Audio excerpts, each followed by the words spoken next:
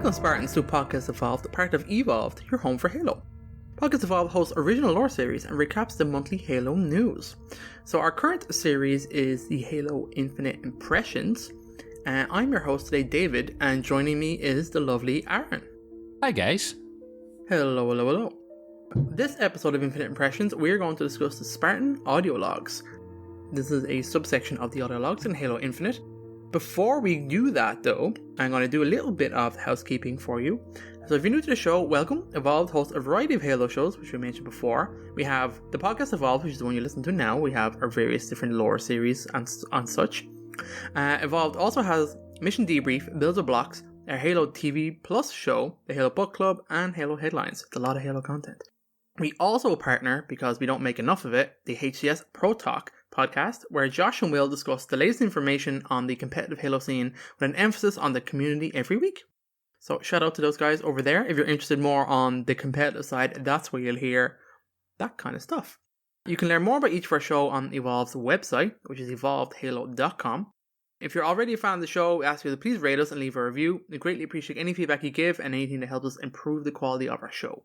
We would also like to take this moment to thank all of our patrons. That's right, we have a patrons. They're amazing. Hey guys, thank you.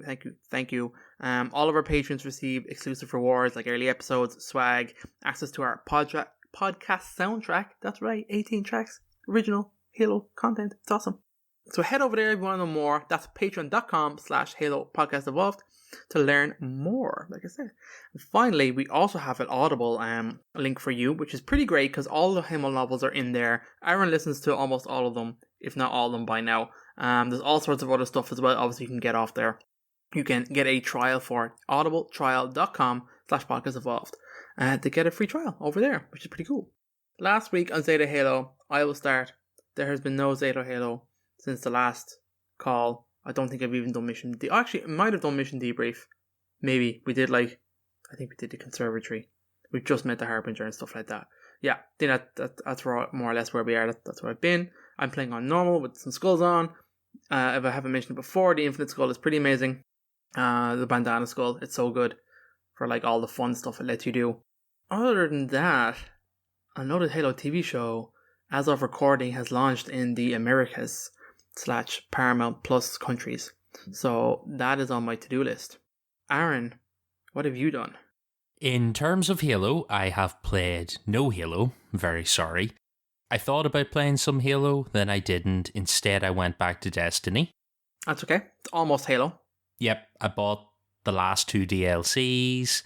I sort of poked around at it for 2 evenings and realised how lost I am again, so I have to get my bearings and figure it all out. Learn. Yeah, so it's going to take a wee while, but I did figure out that the weapon I quite liked is now level capped because it's old gear, and I'm disappointed because it means I'm going to have to find a new weapon that I like. That's been a bit of a sad moment. Although I suppose it's better than what they were wanting to do, which was remove stuff from the game and lock it in the Disney vault. So now it's just level capped. Let's see, apart from that, I did watch the first episode of the Halo TV show. I went on an adventure on the Sea of Thieves, shall we say.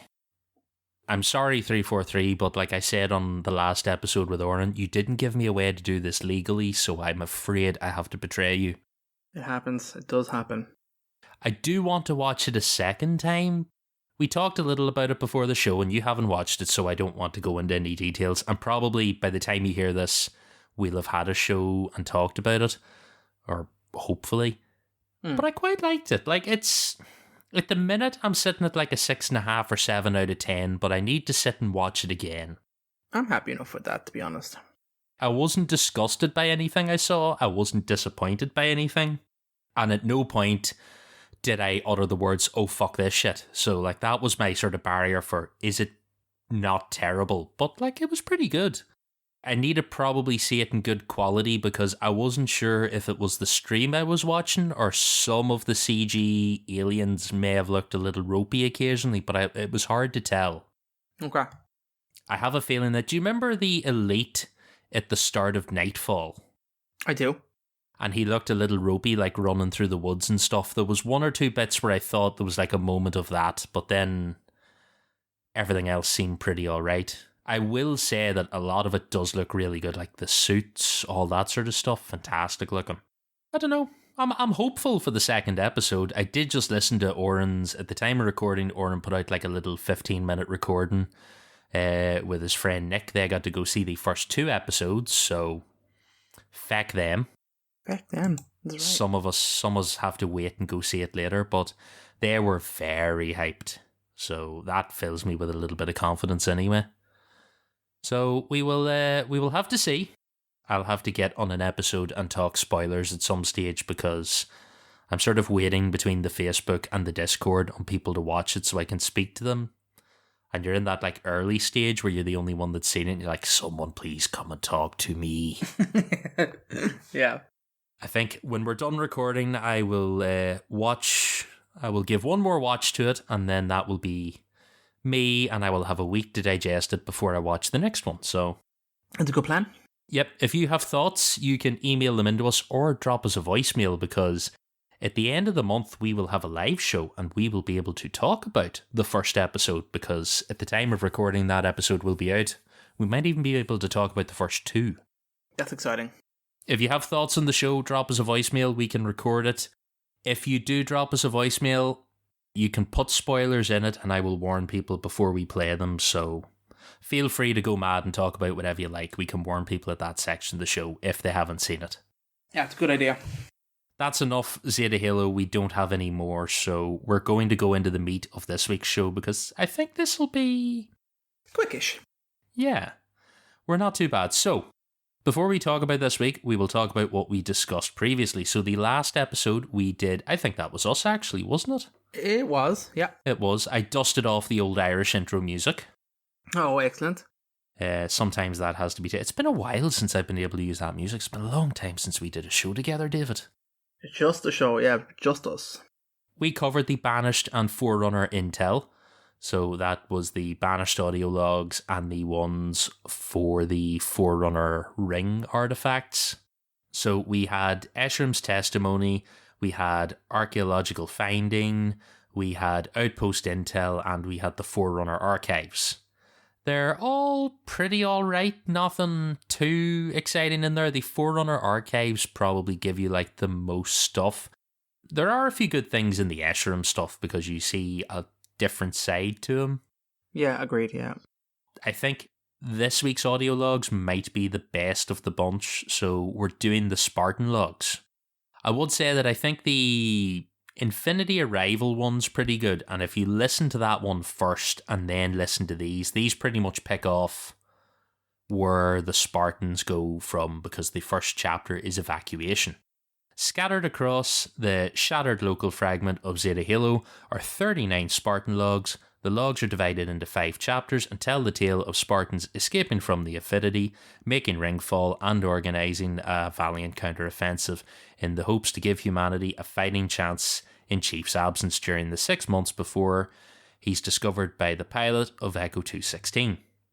To discover them, you'll definitely want to explore as much as possible. You'll also learn about the contingency called the Rubicon Protocol. Which is important. Yes, as Oren says here, which may or may not have connections to a certain novel out later this year, which I believe is now scheduled for August. Right, did it get pushed back? I think it got pushed back to August, which yeah, okay. filled Oren with a little dread that Season 2 might be delayed slightly. I think, well, Season 2 is now announced, so we weren't really sure what was happening for a while, but it's one of those things. We'll get it eventually. And don't forget to use the code audibletrial.com/podcast evolve to get your audiobook version of Halo the Rubicon Protocol. We will cover these. We have 5 chapters. The first one is Evacuation. As the name suggests, this is the evacuating of the Infinity. This takes place after Infinity Arrival, which is the one where Chief gets Lasky off the Infinity. And you hear Chief talk to a Spartan team to get Lasky to the bay. And then those same Spartans start to evac the Infinity. Particular standouts in this are Coven, who drop pods She's amazing. into a Phantom and then hijacks the Phantom and then comes to rescue the Spartans on the ground. Yeah, that's just an amazing setup. It sets up his character so well. It's so cool. Yeah, it's really good. There's a air control guy or a pilot, and he's like, you may want to change the direction of your drop pod. There's a flight of phantoms in your way. And he's like, why would I change direction? I'm aiming for them. I was like, Yeah, it's a good line.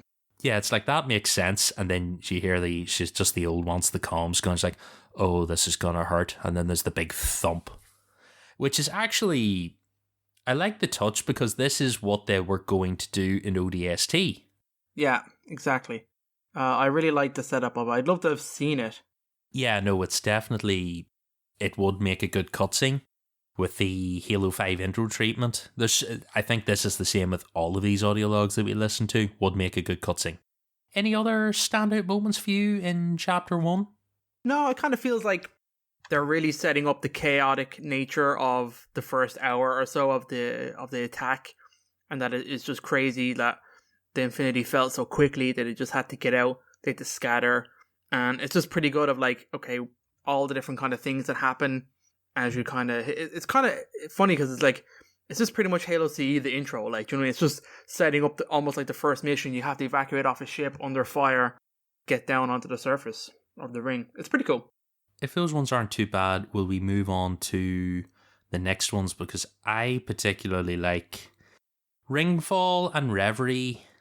To me are pretty good. So Ringfall is Chapter 2, and this is boots on the ground and the team's trying to figure out what's going on. You've got, what is the Spartan team in this called? Taurus, I believe. Fireteam Taurus, yeah, I think it is. They're behind enemy lines. They don't know where they are. They have no sense of direction. They're just fighting, and they make this good point of saying that the Banished are dropping hardware faster than they can destroy it, because they're now starting to realize that the Banished weren't here as much for them as for the ring. Yeah.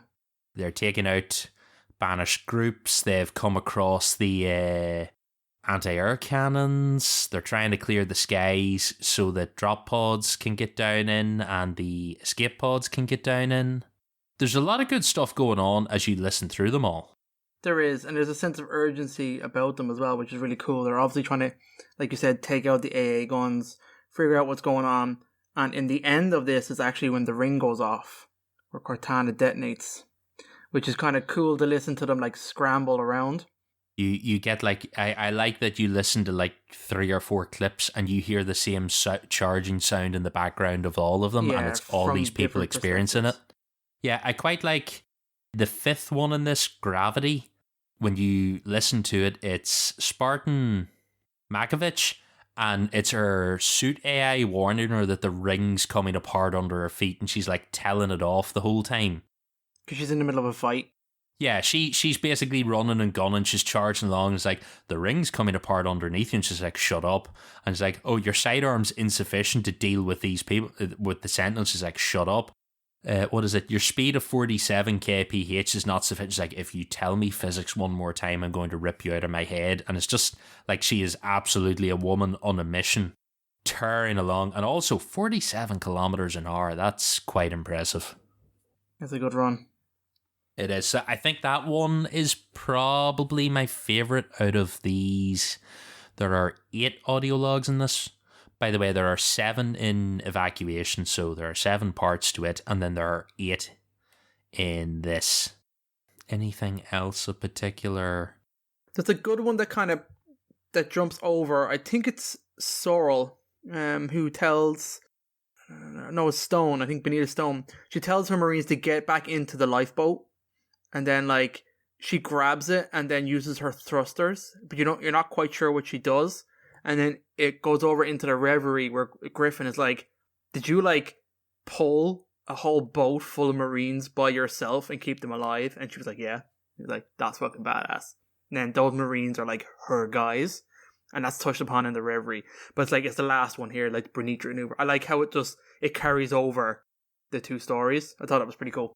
Yeah, like these are, in terms of the infinite audio logs, the story runs through these consistently, whereas all the outpost intel is relevant to each intel. Like the Esherim stuff kind of goes along, but it's not really telling the story, it's just his thoughts. Whereas Infinity Arrival and these all tell a consistent story the whole way through, so you have to imagine that that's because... And that they're chronological as well, which helps. Yes, they tell a story from start to end, you go the whole way through it. No, yes, pulling the lifeboat out of the fissure was a particularly good one. As you said, the next one up is Reverie. So this is when the Spartans set up a base for the UNSC, and they set it up on the... what is the ship's full name? Mortal Reverie. Mortal Reverie, that's right. So this is Outpost Tremonius. That's what you know it as when you first start playing Halo Infinite. Which completely escaped my attention for a while that this was the human outpost. I just assumed this was where they always were. Same, I also figured the Reverie was like a Forerunner name, not the name of the ship, the UNSC ship they were hiding out in. That totally all escaped me. Again, this information's obvious when you go through the pieces of text that go along with these within the journal, and if you're like me and you just listen to them when you pick them up, you'd miss all this. So definitely you get a lot more listen to them in bulk. It's actually very hard to find YouTube videos of just the audio logs. It took a little while to hunt out and find, because almost every video on YouTube that you find is how to find the audio logs, which is not what I wanted. So it took a little bit of hunting about, because I'm pretty sure I don't have all these collected, so a few of these I hadn't heard before. Right, let's see, stuff in Reverie that particularly stands out. Griffin, it's Griffin, not Geffen, isn't it? It's Griffin, yeah. He forms the plan to go and assassinate Escharum. Yeah, it's a lot of them just kind of being in the Reverie, figuring out a plan, scouting. It's just the different Spartans talking to each other about trying to figure out where they are, what the hell's going on. Debrief is the one where Griffin is telling Stone you're a fucking badass, well done, that's pretty dope. What you did, and that was kind of cool. And then it's just kind of the Banish are getting set up and we're just taking stuff out and we're trying to take out guns, and this is January in 2560, so they've been on the ring for a little while, which is kind of cool. I don't know, I like it. And then it sets up at the end, which I kind of like, which is Weakness, the last one. And I've said this before in other podcasts that it came across in other things of I would have liked if this had been a mechanic of destabilizing the Banished by taking out their leaders.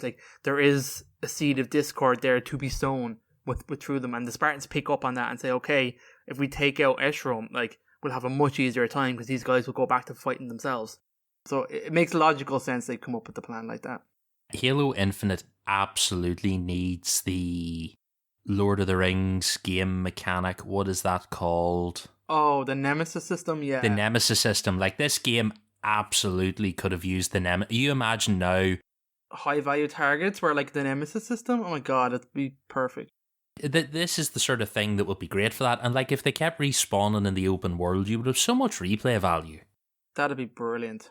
And you're trying to work your way up to get Escharum, and I know you would never be able to get Escharum, but it would be great for replay value that after you kill Escharum, it would just fill in a full... That'd be so good. A full tree. That was the one thing I thought listening to these audio logs was that the Nemesis system would have been perfect for this. Excellent shout out there. I don't think there's anything overly standoutish. I said you get to Weakness, and this is where they come up with the plan. Griffin has the bright idea that Escharum is the one to kill, to throw everything off. And then we go into Retaliation, which is Chapter 4. There are 8 parts in Retaliation. This is where it starts to go bad. Yes, it's all downhill from here. Griffin comes up with his plan, and he takes volunteers with drawing straws. And he decides that it's one of those operations that is a small team on foot to go and take out Escharum. And let's see, looking through here. So the first one is the mission, that's where we hear it. The second one is Those Left Behind. That is Griffin basically telling everyone else, no, you have to stay behind, you have to protect the Reverie, or we have no hope. It's kind of funny, when you listen to the Spartans talk, it nearly sounds like Marines are like dogs to be house sat. It's no, someone must stay here and protect the simple humans. It's up to you guys to make sure that they don't get lost and pee on the rug. Mind the little people. Because there's a lot of Marines here. They can look after themselves. And it's no, we need Spartans here to mind them. So that's pretty good. Confrontation, that's where it all goes tits up. Oh, yeah. They arrive to take out Escharum. Escherum's basically like, oh, no, you didn't think we left this place unguarded like you guys did. And when he says that, I had that Halo 3 moment of where Master Chief goes like, does he often mention me? I was like, why did he mention your home? What's wrong with the Reverie? And then you're going like, well, obviously there were no humans there when I arrived at it. Something bad happened. Griffin gets off a little warning message back to base. Yeah, it sounds like there was a fight between him and Escharum and he kind of got away, but he was like very badly damaged.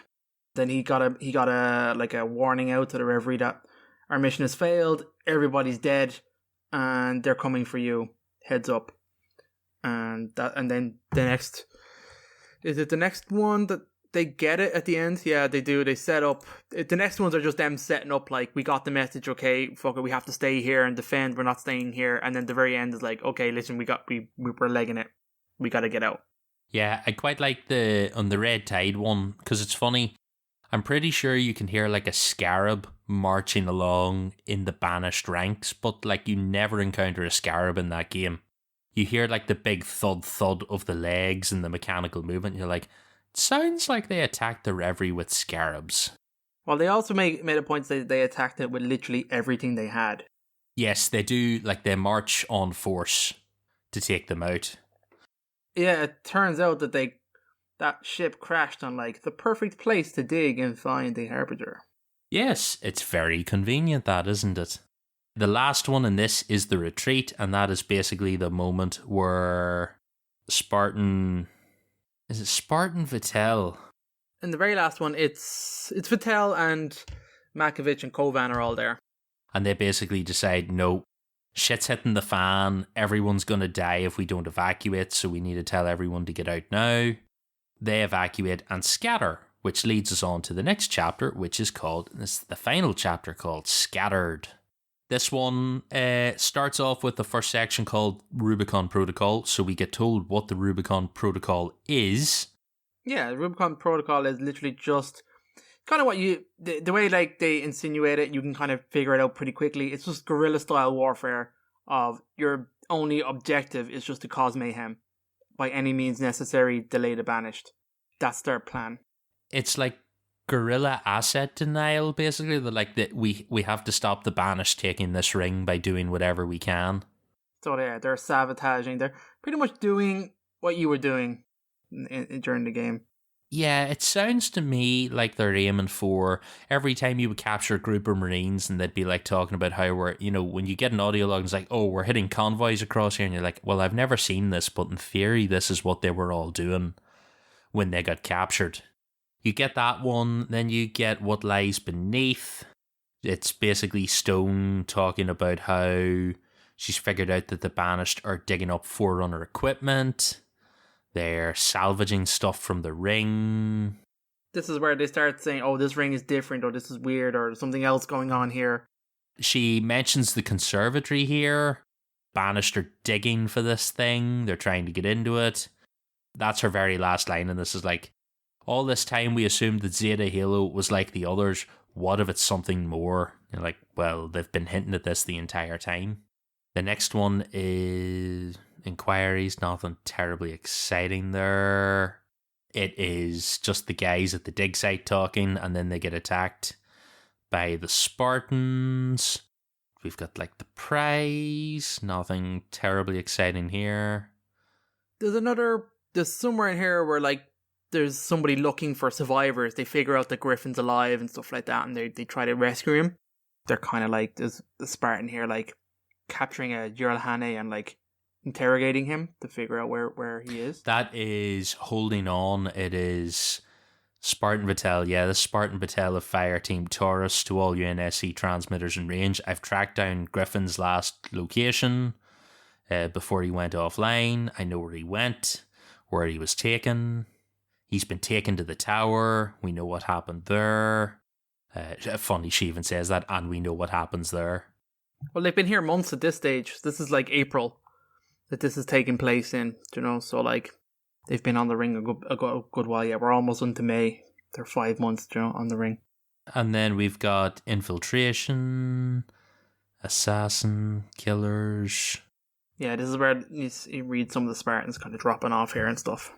Yeah, we basically get down to Message in a Bottle, which is the last one. And this is Spartan Hovarth. At this stage, he thinks he may be the last Spartan left. Not only that, but the last human in this area of the ring. Yeah, he talks about going up north to look for more survivors. And this is just his message to whoever might be listening. The little bit at the end where he talks to Chief, and I'm like, that's a little bit like corny and on the nose. Chief, if you can hear this, we need you. And I'm like, that motherfucker's asleep in space.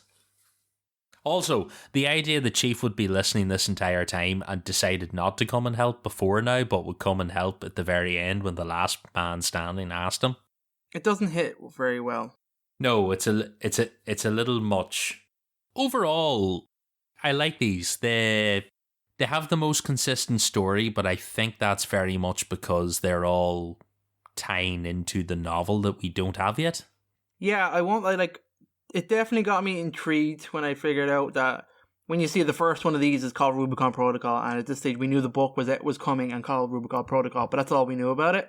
And I was like, oh, that's interesting that they're setting a book up in here. Now, it also has the old school Halo novel of, you're writing a novel to get me excited for characters that I know are all dead.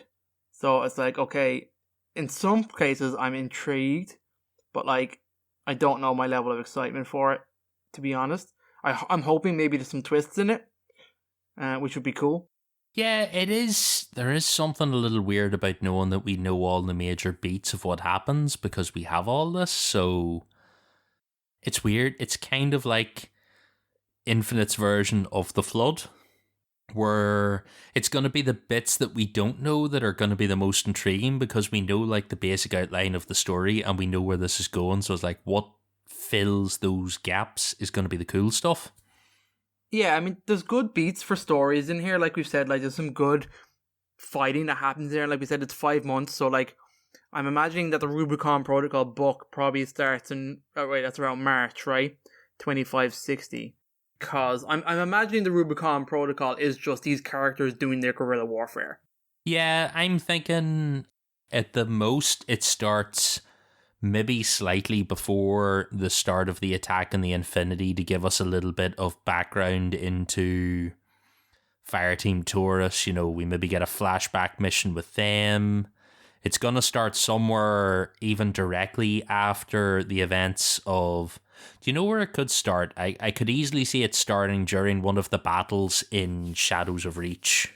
It says it's they mount a resistance against the Banished following their ambush by them in late 2559, which means it might start around September or December, right?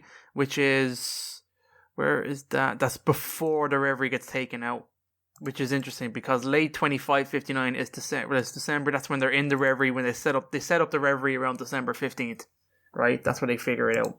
So I wonder, does it intro the characters there, and then we have the big Reverie getting taken out? Do we have the Escharum kind of failed assassination attempt up the front of the book, and then it is just okay, the characters must now survive, and here's what they do for the next 3 months leading up to. I mean, I wonder how much of these characters do we see their ends in this book? Is that what we're going to get? Which is interesting, to be honest, because I do like these characters. I think they are set up well, and that's an interesting period of time to tell a story in, to a certain extent. Because, like I said, we kind of know everything and how much of what they do impact. So I would like to think at the end of the book that these characters might still be on the ring somewhere, and that maybe that can tie into future Infinite DLC. Like that would all be really cool. I could easily see this going past the last audio log at Message in a Bottle and Hovarth going on to find Lasky and Halsey and the rest of them. Like, you could easily see this going on to leading into the setup for, you know, where are all these characters? Do they have a better setup facility on the ring? You know, this could all tick on to, oh, I've gone north and now I've found the rest of the crew and we have all this set up, and maybe someday in future DLC you'll find it. That all makes sense because the last one in that book is 26th of May. That's when that went off, right? So what happened then? I'm pretty sure John came down. No, John came down 2 days later. So May 28th. Presumably, yeah, you just missed Hovath by like 2 days. Yeah, so I could easily see this ticking forward from there. He'll be off teaming up with Lasky and all the rest because we know he's on the ring. Like, he had nowhere else to go. He evacuated. Halsey has to be here. Blue team aren't there. Polymer's not there. Any of the rest. So, like, that could be the way it goes, but I'd be curious.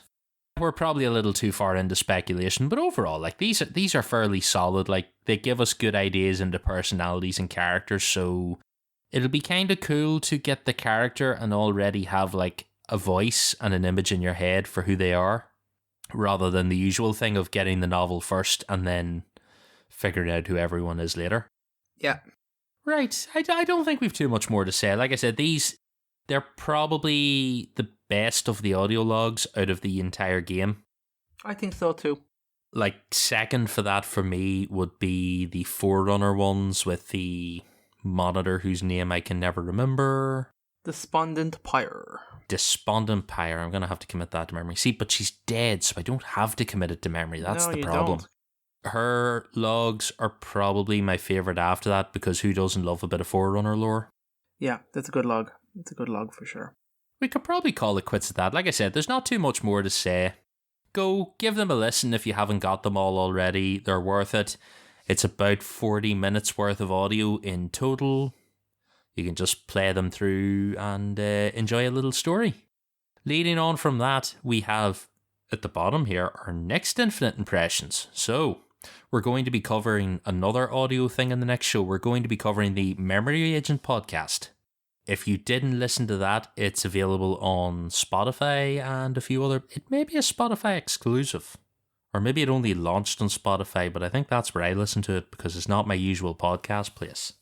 It's not a terribly long thing if I remember. It's like 6 or 7, 10 minute-ish episodes. Yeah, I don't think I've listened to it actually. It's quite good. Like, it's worth a listen to. It's an interesting setup for what it is, but like, it has no real bearing on the story other than just being an interesting story. It's very self-contained like that, but it's worth a listen to. Like, it's pretty good. It's no Hunt the Truth. If you're going in prepared for that, just set your expectations a little more level. Slightly lower. Well, I think that'll do us then. Will we wrap the show for this week? All dunsies. So, everybody, thank you for joining us. You can find every episode of all our shows on our website, haloevolved.com. You can also search for each show's unique feed, should you want them. They're all up there. If you want to listen to everything all in one feed, you can follow the Halo Podcast Evolved on your favorite podcast service of choice. Please leave us a review. Another special shout out to our patrons for supporting the show, making all of this possible. Patreon.com/Halo Podcast Evolved is our Patreon page.